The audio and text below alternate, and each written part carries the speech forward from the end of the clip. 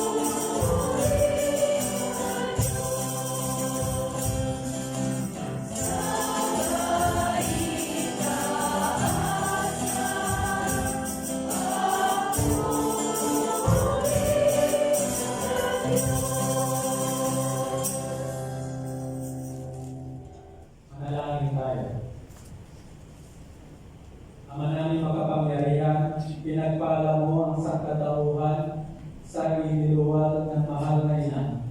Ipalasap mo sa amin ang kanyang pagdalangin sa pamamagitan ng iyong anak na isinilang niya para sa amin upang kami mabuhay kasama mo at ng Espiritu Santo magpasawalang hanggan. Amen. Ang napakagandang panalangin ng unang pagbasa ay ginamit ng mga bahay sa lumang tipan upang pasasan sa kayalaan ng Diyos. Pakinggan natin ang unang pagbasa. Pagbasa mula sa aklat ng mga Biblia.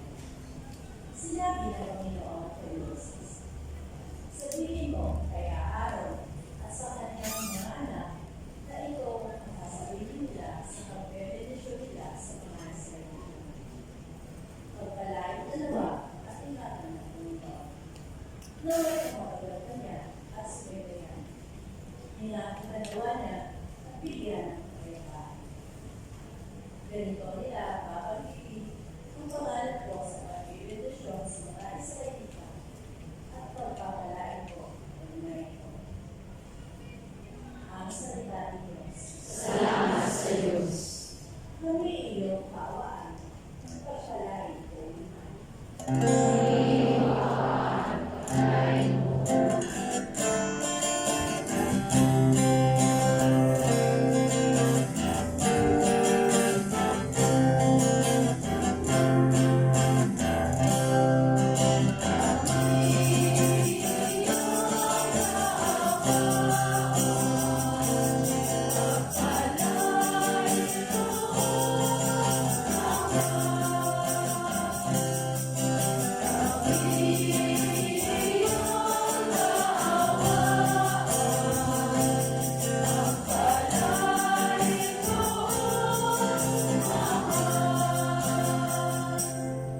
Diyos pagpalain, kami kahabagan, kami Panginoon, iyong kaawaan.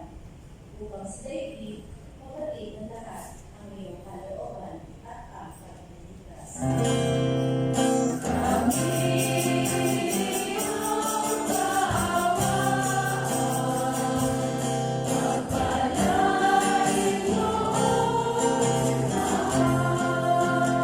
Naway pumili ka ng mga nilikha, pagkat matuloy kang pumatol sa banal. Ikaw ang matnubay ng lahat ng bansa.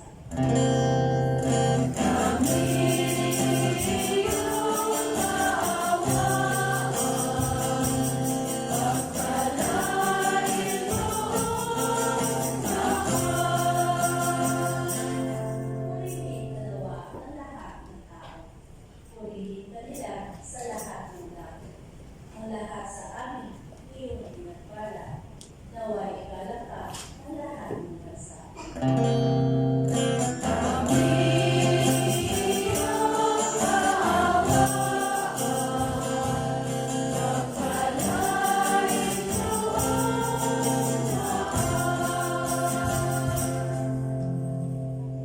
Pagdating ng takdang panahon, naging tao ang anak ng Diyos. Si Maria ang pinagmula ng pagkatao ni Jesus, ang siyang nagmulaan sa katauhan. Pakinggan natin ang ikalawang pagbasa. Pagbasa mula sa sulat ni Apostol San Pablo sa mga taga-Galacia. Mga kapatid, noong dumating ang takdang panahon, sinugo ng Diyos ang kanyang anak. Isinilang siya ng babae at namuhay sa ilalim ng kautusan upang palayain ang mga nasa ilalim ng kautusan. Sa gayon, tayo mabibilang ng mga anak ng Diyos. Upang ipakilala kayo mga anak ng Diyos, pinagkalooban niya tayo ng Espiritu na kanyang anak, nang tayo nakatawag sa kanya ng Ama, Ama ko. Kaya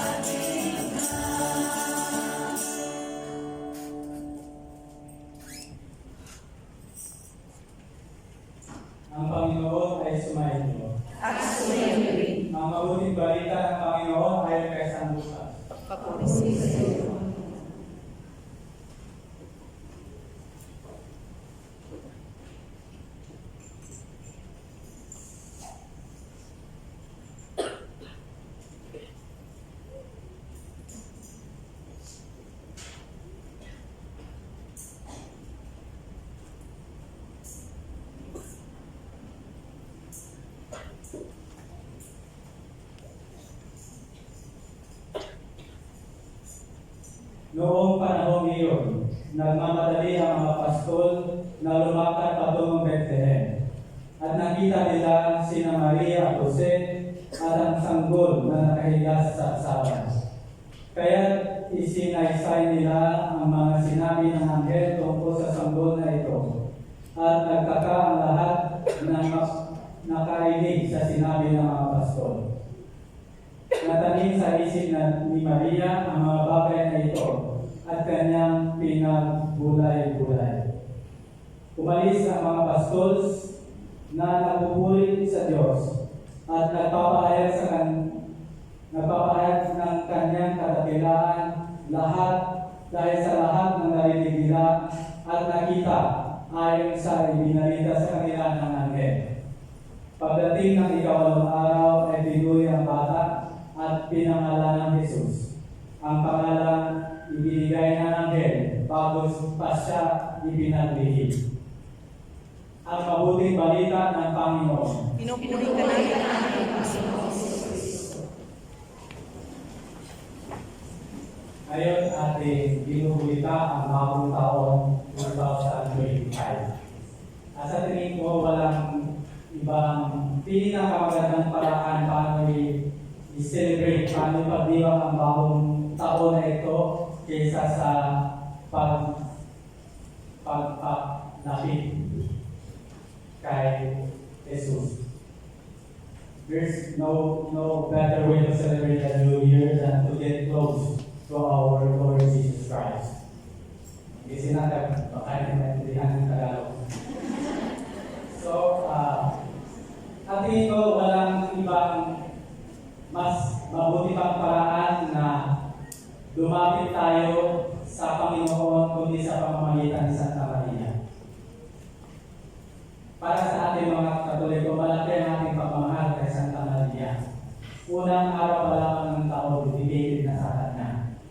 Isa sa mga kritik laban sa ating mga Katoliko ay kung paano natin mahalin si Santa Maria na kung minsan ay sobra, hindi na daw karapat-dapat. Sabi ng iba, bakit pa daw natin kailangan dumaan kay Santa Maria pag tayo nagdadasal kung pwede naman tayo dumiretso sa ating Panginoon? Bakit nga ba? Pwede naman dumiretso sa Panginoon. Actually, pwede. Bakit tayo nanghihingi ng tulong ni Santa Maria? Bakit kailangan natin hingin ang kanyang tulong, kanyang intercession para ipalapit tayo sa kanyang anak na si Jesus?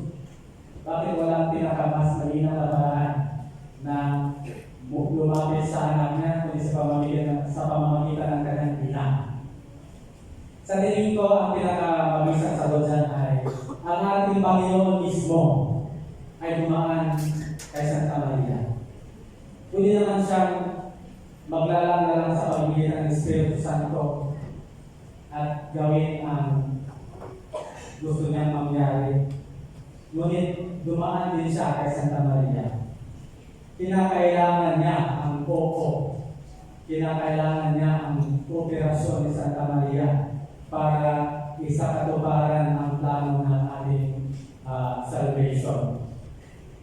The Lord needed the yes of our mother in order for the salvation, for the mystery of salvation to take place. So, kaya tayo, palagi tayong lumalapit kay Santa Maria. Huwag tayo matakot na lumapit at mahalin siya. Kasi ating pagmamahal sa Kanya ay hindi kailangan na may magiging higit sa pagmamahal ni Jesus sa Kanyang ina. At ating pagmamahal kay Jesus ay hindi man kailangan magiging ng pagmamahal sa Santa Maria sa Kanyang anak. Our love for Mother Mary is but shadows of Jesus' love for her. So, huwag tayo matakot at lalo pa natin hingin ang kanyang tulong at kanyang intercession para lalo tayong mapalapit sa kanyang anak na si Jesus. So, para sa akin isang malaking image, malaking poetic expression na pinagdiriwang natin ang bagong taon at pinagdiriwang natin ang kapistahan ni Maria, ina ng Diyos. Marami tayong matututunan kay Santa Maria na makakatulong sa atin kung paano natin salubungin at paano natin ipagdiwang ang bagong taon. So ang bagong taon ay puno rin ng pagsubok. Hindi naman ibig sabihin na bagong taon na ay ligtas na tayo sa lahat ng mga pagsubok. So may mga pagsubok pa rin, may mga paghihirap pa rin. Watch out. Darating ang mga yan. So excited. Meron at meron pa rin kasi ganyan ang buhay ng tao. At ganun din ang buhay sa Santa Maria. Hindi naman ibig sabihin na si Santa Maria ay nagdalan sa pamamagitan ng Espiritu Santo ay excuse na siya sa lahat ng mga pasakit. Pagkos, puno ng pasakit ang kanyang buhay. Puno ng pagsubok ang kanyang buhay. Tulad ng nakaraang taon na 2024, puno ng pagsubok at ang darating na taon, puno pa rin ng pagsubok. Pero hindi ibig sabihin na hindi natin makakayanan tulad ni Santa Maria. Si Santa Maria, nung inanong sa kanila siya magiging ina ng batang si Jesus, siya ay bata pa lamang. Teenager siya, around 13 to 15 years old. And at that time, pwedeng ikamatay niya ang pagbuntis sa labas ng sakramento ng kasal. Sa panahon nila, isang malaking kahihiyan ang mabuntis na hindi pa ikinasal. At hindi pa dyan siya ay engaged kay San Jose. Maski sa ating panahon ngayon, hindi siya kanais-nais, although maraming ng pagkakataon, tanggap na ng ating society. But in the time of Joseph and Mary, Mary could be stoned to death at that time. Pwede niya ikamatay. Malaking kahihiyan sa kanya, sa kanyang pamilya, sa pamilya ni Jose, at kay San Jose din mismo. Ngunit, dahil naniniwala siya na sa salita ng Diyos, naniniwala siya na sugo ng Diyos ang anghel. Handa siyang sabihin ang kanyang matamis na oo. Handa siyang mag-take risk in order to be the mother of our Lord. Hindi ibig sabihin na naintindihan niya ang lahat bago pa siya nagsabi ng kanyang buko. Maraming bagay ang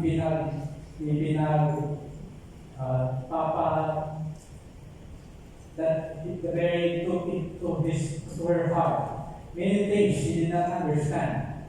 She reflected on them. Hindi ibig sabihin na sa pamamagitan ng Espiritu Santo ang kanyang pagbubuntis ay wala na siyang haharapin pagsubok.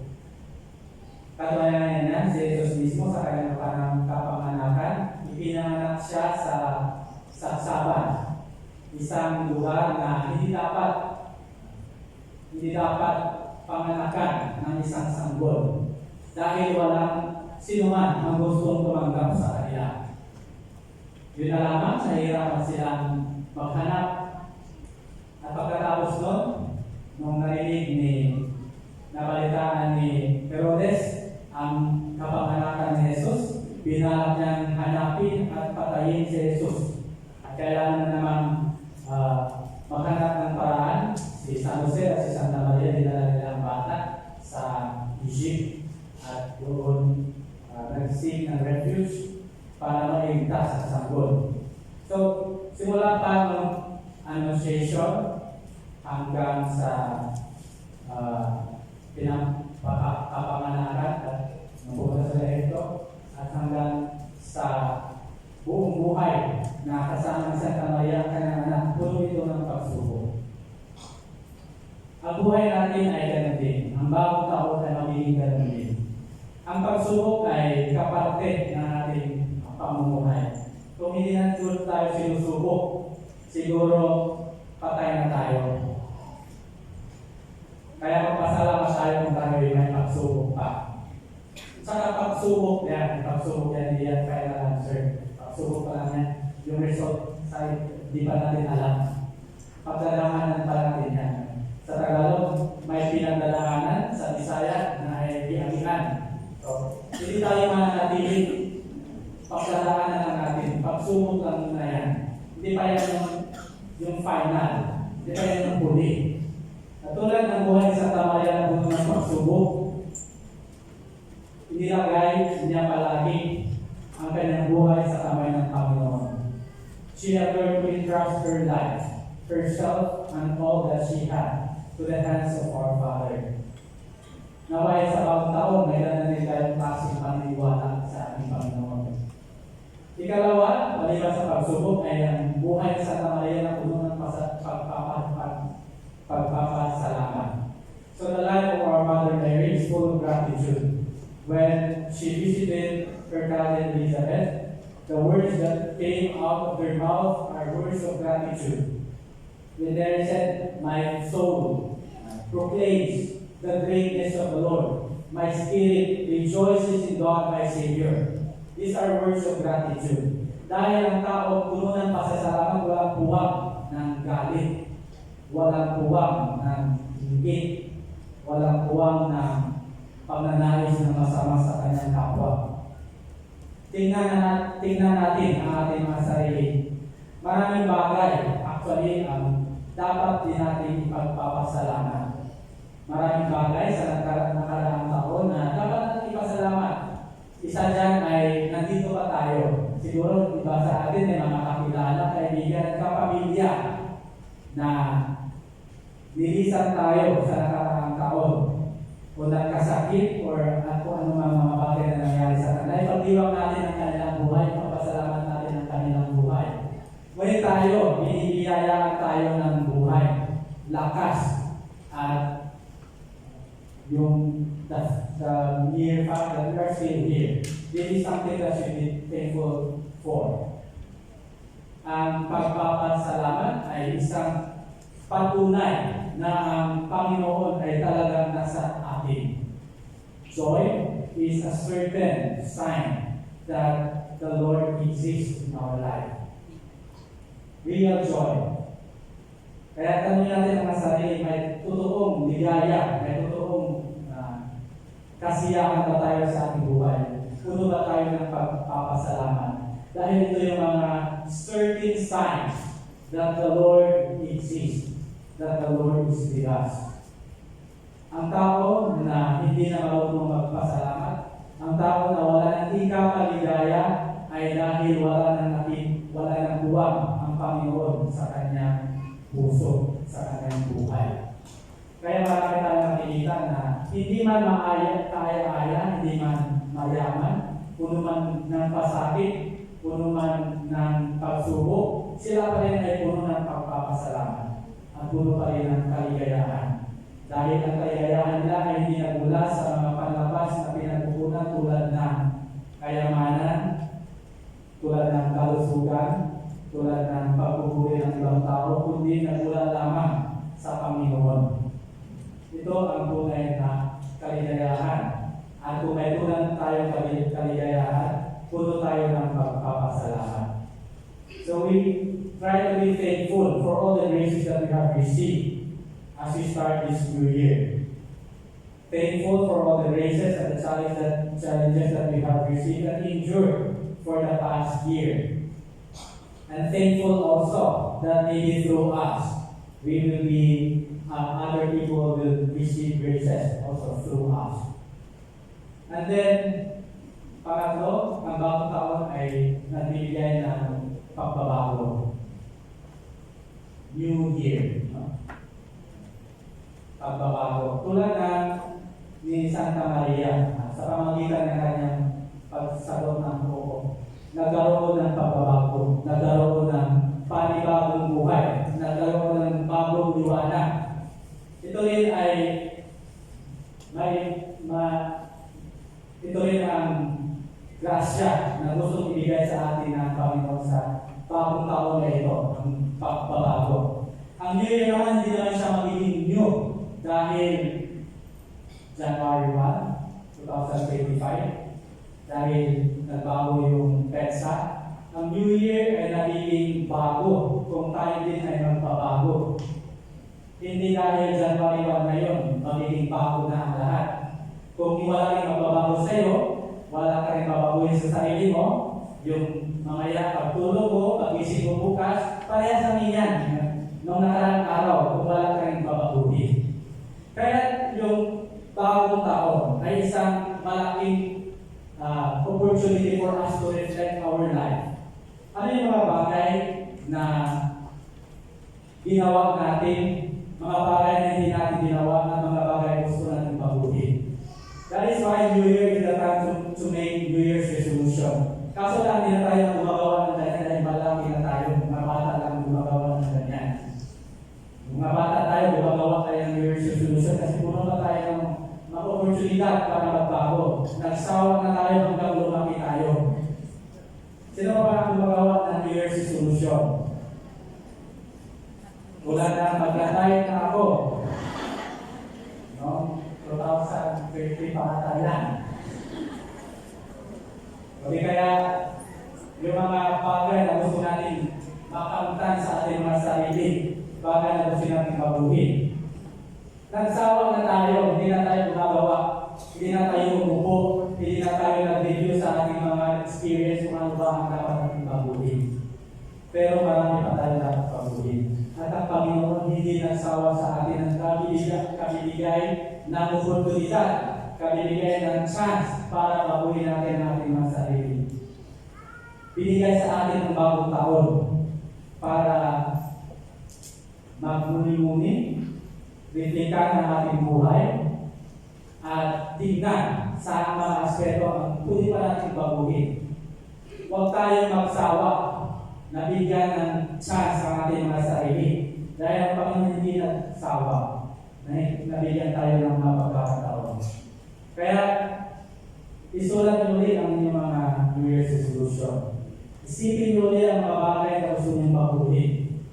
Gawin natin ulit ang mga bagay na magpapabago sa atin. Sa ganitong paraan lamang, magkakaroon ng totoong bagong taon. Bagong ako at tunay na New Year. New Year will not act in itself. It needs us and our reflections and actions in order for the New Year to be really new. So, huwag kayong magsawa. Lanawin niyo pa rin mag-diet at subukan niyo pa rin gawin iyon. Mabigungan tayo, may Chinese New Year pa. Saka may Easter pa. Ganun ang pagmamahal ng Panginoon. Palagi na tayo bibigyan ng chance. Mga pagkakataon, wala hanggang pagkakataon hanggang tayo matuto. Sana natin din tayo sa ating mga sarili, huwag natin tundukan ang ating sarili na hindi na tayo kailangan magbabago. Habang tayo'y nabubuhay, may buwak pa ng pagbabago sa ating buhay. So, may we be as generous as the Lord is generous to us, giving ourselves with a lot of chances. May we be as generous to ourselves. Let us receive these chances and act on it.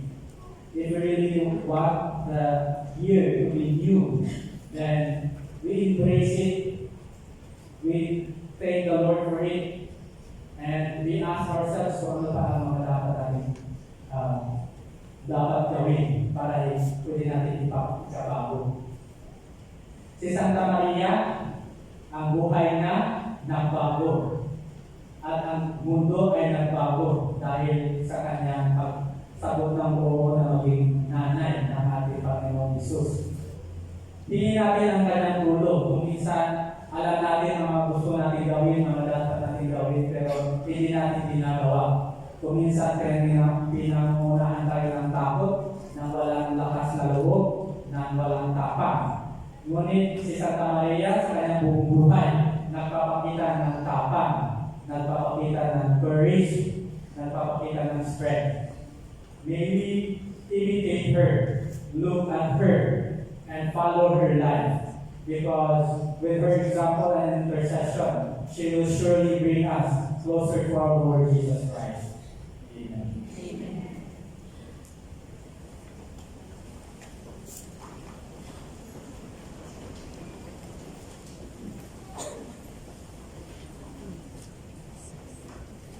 Sumasampalataya ako sa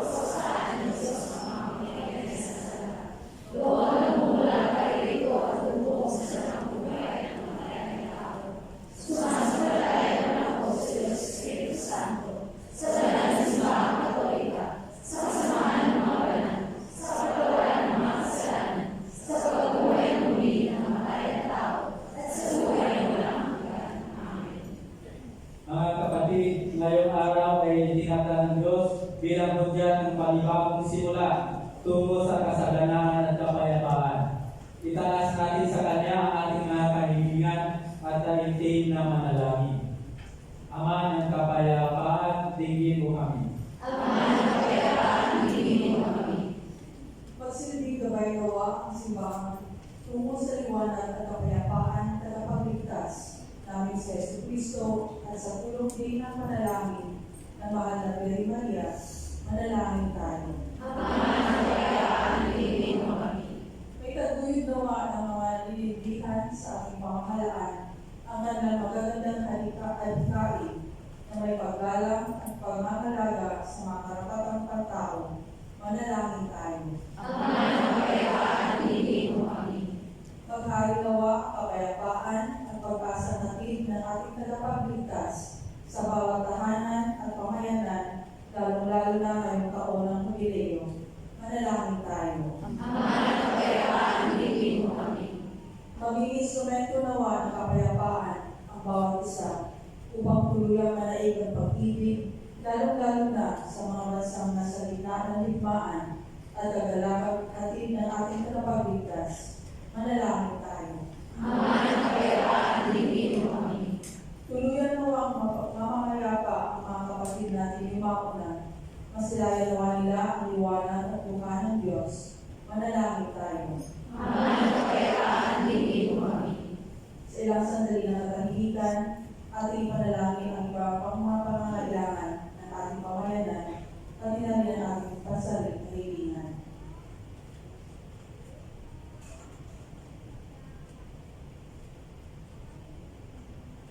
Manalangin tayo.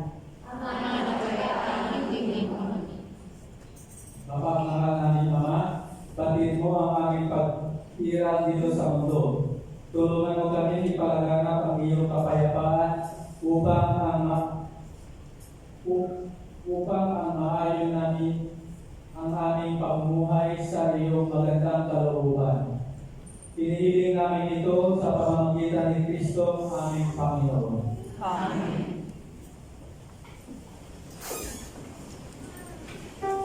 Ah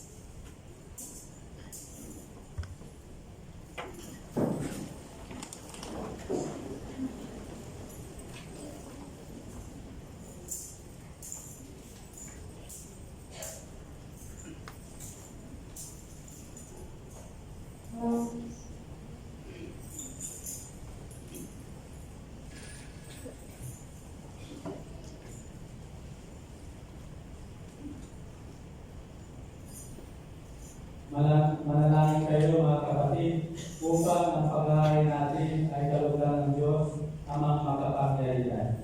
Tanggapin niyo.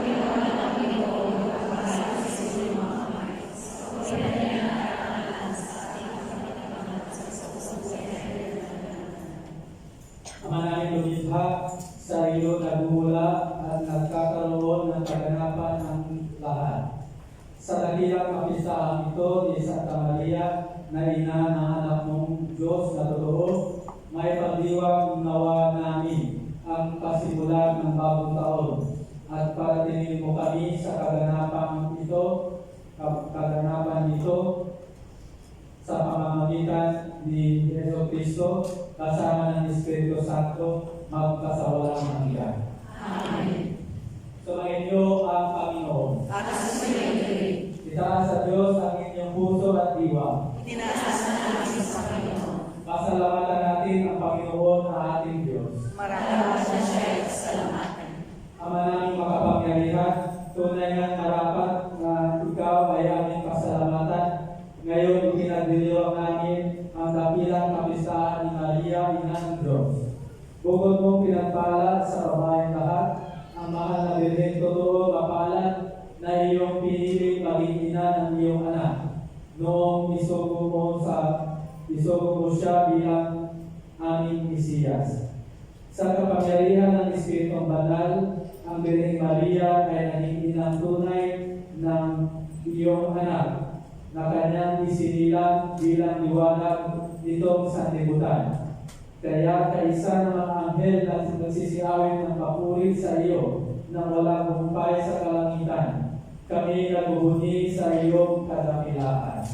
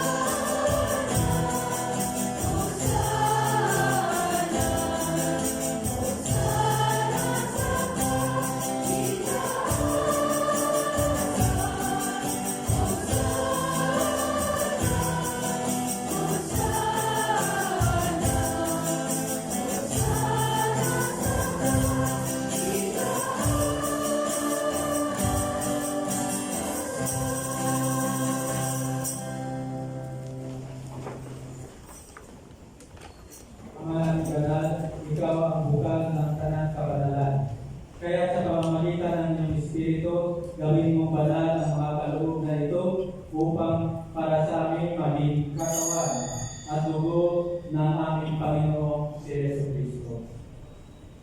Bago niya pinagtiisang sa loob na maging handog, tinawagan niya ang tinapay, pinasalamatan niya, pinaghati-hati niya iyon, iniabot sa kanyang mga alagad at sinabi, "Tanggapin niyo lahat ito at kanin. Ito ang aking katawan na ihahandog para sa inyo."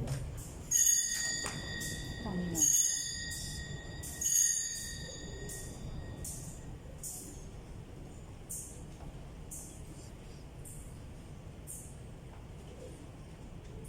Ngayon din naman nang matapos ang hapunan, tinawagan niya ang kalis. Muli kanyang pinasalamatan, iniabot niya ang kalis sa kanyang mga alagad at sinabi, "Tanggapin ninyo lahat ito at inumin. Ito ang kalis ng aking dugo, ng bago at walang hanggang tipan.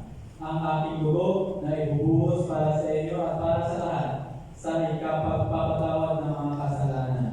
Gawin ninyo ito sa pag-alala sa akin.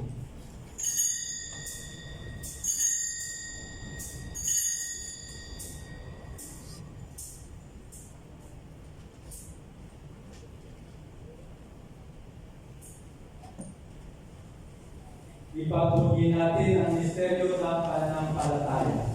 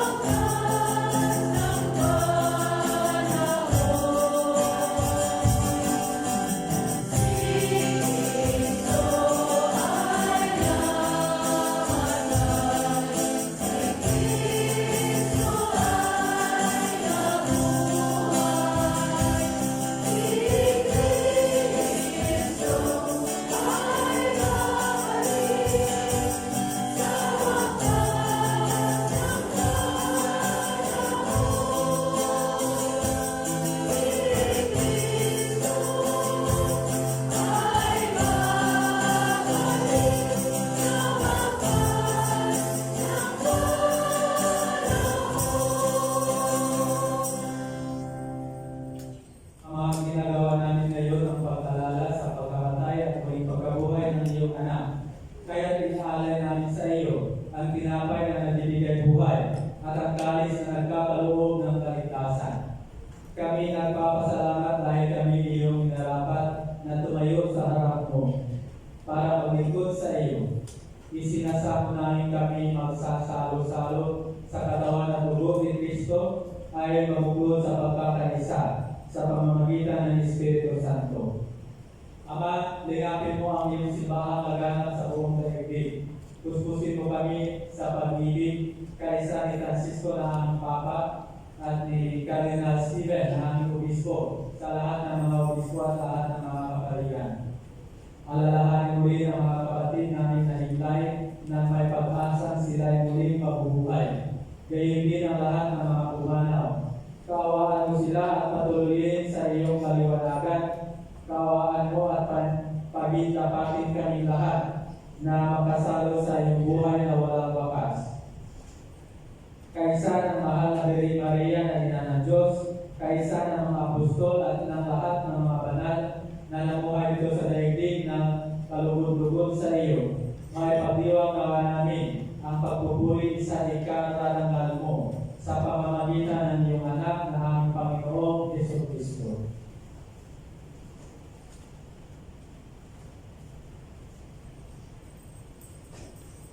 Sa pamamagitan ni Kristo, kasama niya at sa Kanya, ang lahat ng parangal at papuri ay sa iyo, Diyos Ama, makapangyarihan, kasama ng Espiritu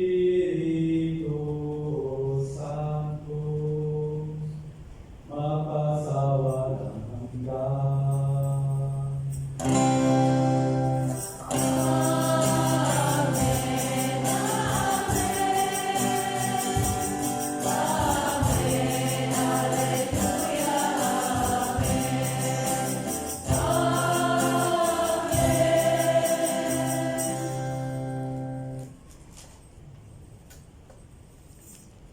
Mga kapatid, tayo lumapit sa ating mapagmahal na Ama, na mahal tayo. Pinadala niya ang kanyang nag-iisang anak, pinanganak sa pamamagitan ni Santa Maria. Gamitin natin ang mga salita na ituro sa atin ng Panginoon Jesus.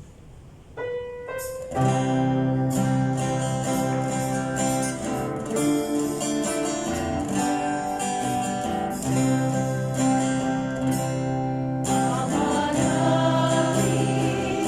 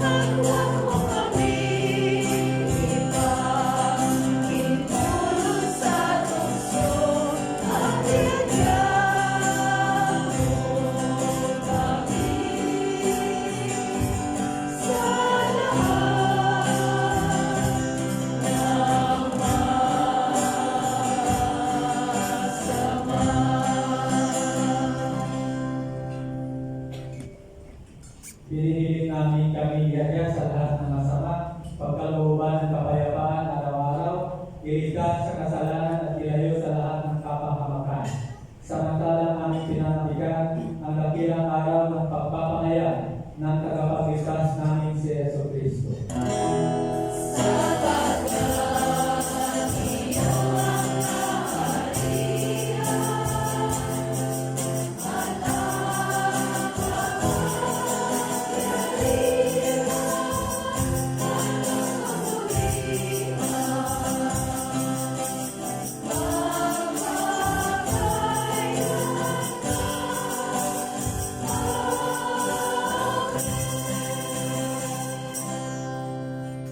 Panginoong Jesucristo, sinabi mo sa iyong mga apostol, kapayapaan ang iniiwan ko sa inyo. Ang aking kapayapaan ang ibinibigay ko sa inyo.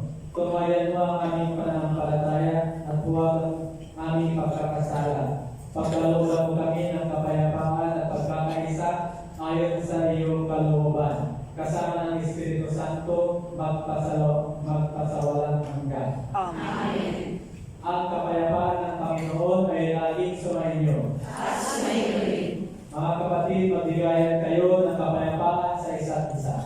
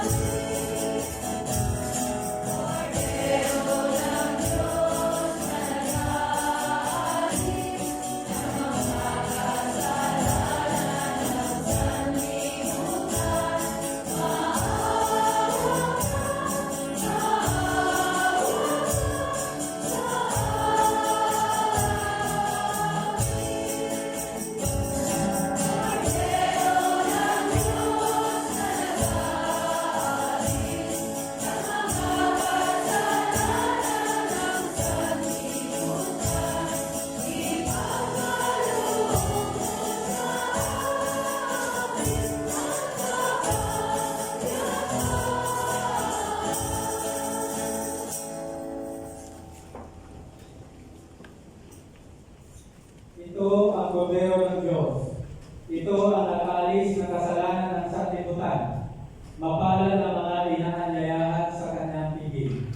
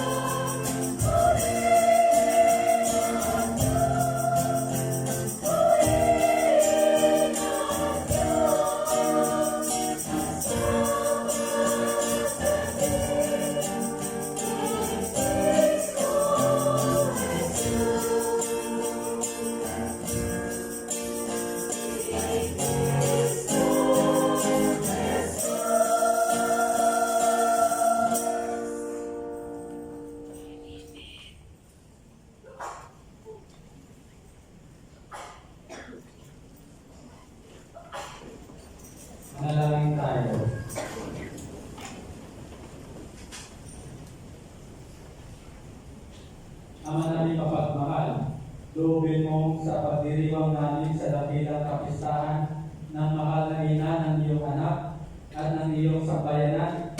Kami nagsalo-salo sa tiling na banal ay magkapapinabang nawa sa iyong buhay sa pamamagitan ni Jesucristo kasama ng Espiritu Santo magpasawalang hanggan. Amen. Sumainyo ang Panginoon. At sa iyo rin. Magsiyuko kayo habang iginagawa ng pagbabasal.